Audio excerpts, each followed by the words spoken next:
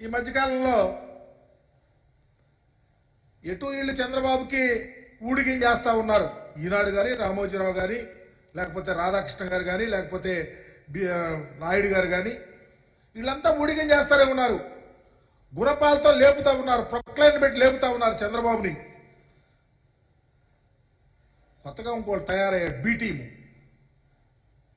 ఆమె BJP party అధ్యక్షురాలు. ఉదయం టీడీపీ ఆఫీస్ నుంచి ఒక స్క్రిప్ట్ వస్తుంది, ఆమె స్టార్ట్ చేసింది. బీజేపీకి రాష్ట్ర అధ్యక్షురాలుగా ఉన్నటువంటి పురంధేశ్వరి గారు రోజు జగన్మోహన్ రెడ్డి గారి మీద, మా ప్రభుత్వం మీద, మా పార్టీ మీద విషం కక్కుతూ ఉన్నారు. చివరికి పాపం ఆమెకి ఎక్కడ దాకా వెళ్ళిందంటే ఎస్సీ ఎస్టీల గురించి కూడా, బీసీల గురించి మాట్లాడే పరిస్థితికి ఆమె వెళ్ళింది. ఎస్సీల కోసం మాట్లాడే ముందు తల్లి పురంధేశ్వరమ్మా, ఒక్కసారి వెనక్కి వెళ్ళమ్మా. ఎంతమంది ప్రాణాలు కోల్పోయారో కారంచేడులో, నువ్వు ఏమైపోయావమ్మా? నువ్వు ఒక పార్టీ, మీ ఆయన గారు ఒక పార్టీ, మీ అబ్బాయి గారు ఒక పార్టీ. రేపు మీరు జగన్మోహన్ రెడ్డి గారి కోసం, మా కోసం, మా ఎస్సీల కోసం మాట్లాడుతున్నారంటే ముందు మీ నాన్న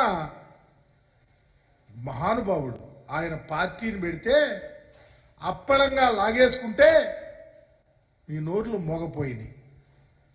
పార్టీని లాక్కున్నారు, జెండాను లాక్కున్నారు, ఎన్టీఆర్ ట్రస్ట్ని లాక్కున్నారు, దాని ఆస్తులు లాక్కుంటే మీ నోళ్ళు మోగపోయినాయే. నువ్వు వచ్చి మాకు దెయ్యాలు వేదాలు వల్లించినట్టు జగన్మోహన్ రెడ్డి గారిని, మా పార్టీని, మా పార్టీ ఎజెండాను మాట్లాడుతూ ఉన్నావు. ఆయనేమో పాప మహానుభావుడు ఎన్టీ రామారావు గారు ఆనాడు కాంగ్రెస్ పార్టీకి వ్యతిరేకంగా పార్టీని పెట్టి ఈ రాష్ట్ర రాజకీయాల్లో తనకంటూ ఒక స్థానాన్ని నిలబెట్టుకుంటే, మీ మరిది గారు వచ్చి ఎవరి కోసం పార్టీని పెట్టాడో వాళ్ళతో లాలూచి, వాళ్ళతో చట్టపట్టాలు, ఎవరు వాళ్ళు వ్యతిరేకంగా ఉన్నారో ఆ పార్టీకి, ఆ కాంగ్రెస్ పార్టీ ఎవరికి వ్యతిరేకంగా ఉందో ఆ దానికి మీరు ఈ రాష్ట్రంలో ఎడ్డింగ్ చేస్తా ఉన్నారు. ఒక ప్రక్క కాంగ్రెస్కి, ఒక ప్రక్క బీజేపీకి, అందరితో చట్టపట్టాలు. నీరొచ్చి మాట్లాడటం మా కోసం.